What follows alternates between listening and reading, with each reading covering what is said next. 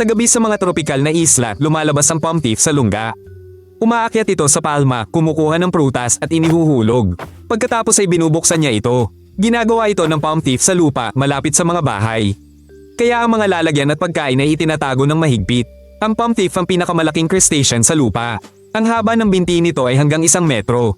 Tumitimbang ito ng ilang kilo. Ang sipit nito ay may lakas na halos 2 kilonewton. Ito ay parang kagat ng malaking aso. Binubuksan ng palm thief ang mga nyog. Nabubuksan din ito ang mga simpleng kandado ng basurahan. Kinukuha rin ito ang mga kumikinang na bagay. Kaya ito tinawag na magnanakaw. Mukha itong dayuhan, ang palm thief. Ngunit ito ay kapitbahay lang natin sa mga baybayin. Sa malapitan, nakakatakot ang alimango ng nyog sa laki at baluti nito. Ang katawan nito na walang kabibig ay nababalutan ng makapal na chitin.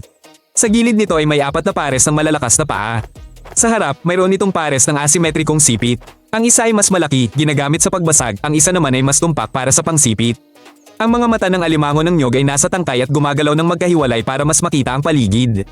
Ang mga antena nito ay nakakadetekta ng amoy sa hangin.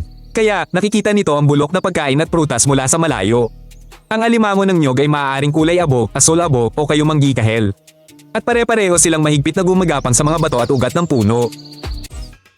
Pangunahing katangian ng kapit nito. Unang ginugulo ng palm borer ang mga hibla ng balat.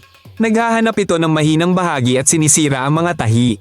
Pagkatapos, ibinabagsak niya ang buko at tinatapos sa lupa. Kaya ng kanyang sipit putulin ng makapal na sanga. Nababali din ito ang mga shell ng ibang alimango. Kaya rin itong buksan ng lambat o takip kung may kapitan. Dahan-dahan at maingat gumalaw ang palm borer. Hinahawakan niya ang prutas gamit ang mga paa. Binibiyak niya ng sipit ang butas hanggang bumigay ang panlaban. Ang laman sa loob ang nagiging kanyang pagkain. Ang magnanakaw ng palma ay nakatira sa mga isla ng Indian at Pacific Ocean. Makikita siya sa mga gubat, palumpong at gilid ng pamayanan. Sa araw, ang magnanakaw ng palma ay nasa butas o siwang. Tinatakpan niya ang pasukan ng dahon. Sa gabi, naghahanap siya ng prutas, patay na hayop, itlog at maliliit na hayop kahit kapwa niya. Hindi gusto ng magnanakaw ng palma ang tubig at nalulunod siya. Kaya, sa lupa lang siya nananatili. Gustong-gusto niya ang puno at basurahan kung saan may amoy pagkain. Madalas siyang makita malapit sa tao, halimbawa sa Christmas Island. Ayon sa agham, kamag-anak ng alimango sa nyog ang ermitanyo. Walang balat ang matandang alimango sa nyog. Kumapal ang tiyan nito, naging matigas na kalasag. Ang hasang nito ay nagbago at naging baga. Gumagana ito sa hangin lamang.